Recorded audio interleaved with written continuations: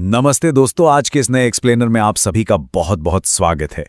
चलिए बिना किसी देरी के सीधा आज के विषय में गोता लगाते हैं। आज हम कोई आम बात नहीं करने वाले हैं। आज हम एक बेहद ही सिनेमाई और जज्बातों से भरे सफर पर चलने वाले हैं। एक ऐसी कहानी जहां एक इंसान ने अपनी चरम गरीबी और मुश्किलों को एक मल्टी मिलियन कंपनी में बदल दिया। जरा इस बात पर गौर कीजिए। एक लड़का जिसके पास स्कूल की फीस देने के पैसे नहीं थे, वो आज करोड़ों की कंपनी का मालिक है। सुनकर थोड़ा फिल्मी लगता है ना, लेकिन यह बिल्कुल सच है। बिना किसी रूटीन एजेंडे के हम सीधा रवि की जिंदगी की हकीकत में उतर रहे हैं।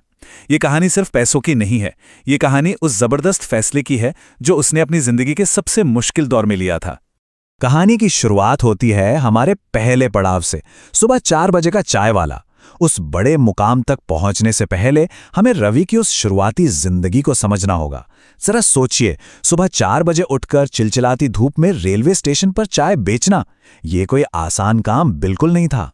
रवि की शुरुआती हकीकत बेहद कठिन थी। उसके पिता एक मजदूर थे और मां दूसरों के घरों में काम करती थी। हालात इतने खराब थे कि मजबूरन रवि को 10वीं के बाद ही अपनी पढ़ाई छोड़नी पड़ी।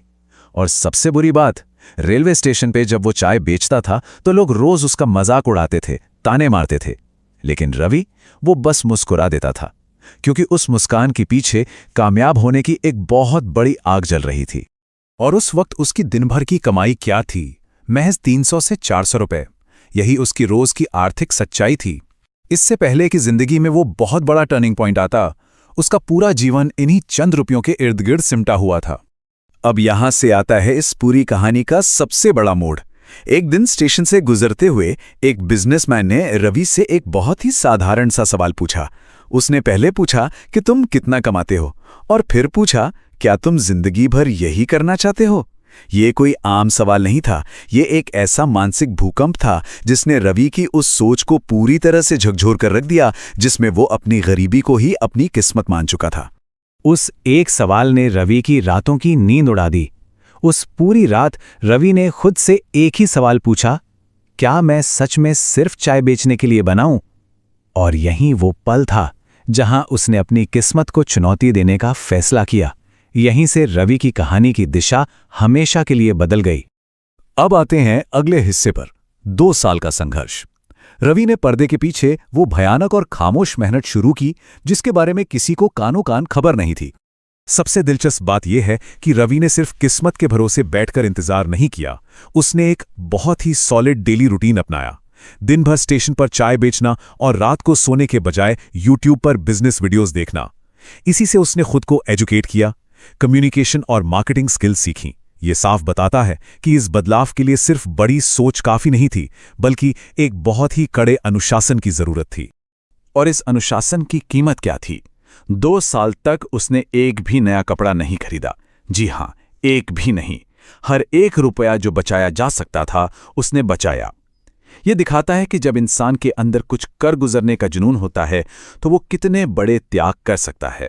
3 साल के इस भयानक तपस्या और एक एक रुपया जोड़ने के बाद आखिरकार 1 लाख रुपए का आंकड़ा पार हो गया। ये वो माइलस्टोन था जिसने रवि को जिंदगी में पहली बार एक बड़ा रिस्क लेने की आजादी दी। इसी जमा पूंजी से उसने एक छोटा सा स्नैक्स और चाय का कैफे खोला। लेकिन ठहरिए, पिक्चर अभी बाकी है। हमारा अगला पड़ाव है हार के कगार पर। असली परीक्षा तो अब शुरू होने वाली थी। कैफे खोलने के बाद जो हुआ वो सच में डरावना था।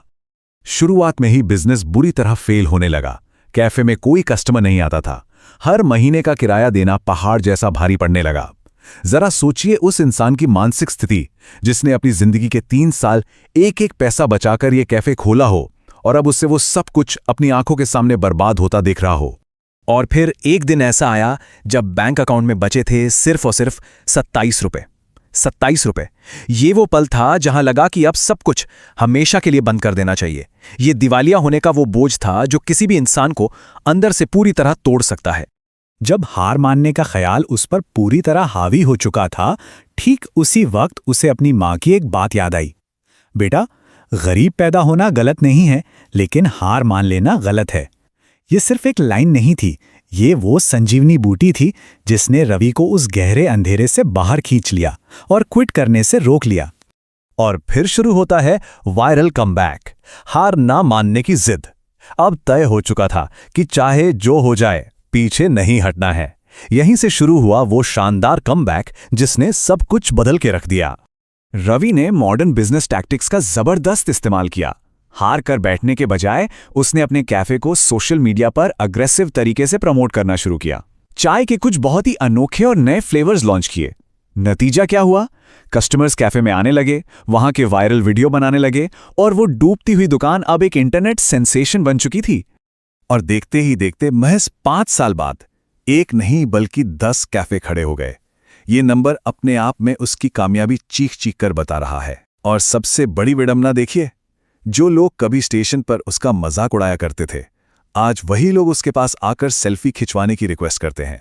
लेकिन रवि के लिए सबसे बड़ा इनाम ये 10 कैफे या शोहरत बिल्कुल नहीं थी।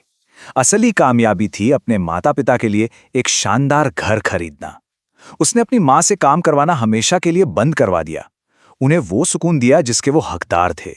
अब हम इस एक्सप्लेनर के आखिरी हिस्से की तरफ बढ़ रहे हैं। चाय नहीं, सपने खरीदे। इस पूरी कहानी के पीछे उस फिलॉसफी को समझना बहुत जरूरी है जो इस लड़के को यहां तक लाई। एक इंटरव्यू के दौरान रवि ने एक लाइन कही थी, मैं चाय नहीं बेच रहा था, मैं अपने सपने खरीद रहा था। ये सिर्फ बोलने के लिए नहीं कहा गया था। ये वो पावरफुल माइंडसेट है जिसने उसे उन सबसे अंधेरे दिनों में भी डटे रहने की ताकत दी। हर एक चाय का कप जो उसने बेचा वो असल में उसके सपनों के महल की एक ईंट थी। और एक बहुत ही हैरान करने वाली बात बताऊं, आज 1 करोड़पति होने के बावजूद रवि हर सुबह अपनी चाय खुद बनाते हैं। क्यों? ताकि वो उस संघर्ष को कभी न भूलें जिसने ये पूरा साम्राज्य खड़ा किया है। ये एक छोटी सी आदत उन्हें हमेशा जमीन से जोड़े रखती है। तो दोस्तों, इस एक्सप्लेनर को हम एक बहुत ही गहरे सवाल के साथ खत्म करते हैं। अगर रेलवे स्टेशन पर चाय बेचने वाला एक लड़का अपनी किस्मत की पूरी कहानी दोबारा लिख सकता है, तो हम सभी के अंदर ऐसी कितनी क्षमता छुपी हुई है जो बस बाहर आने का इंतजार कर रही है। कभी भी उस छुपे हुए पोटेंशियल को कम मत समझिए। ये कहानी हमें सिखाती है कि अगर हम डटे रहें तो कुछ भी मुमकिन है।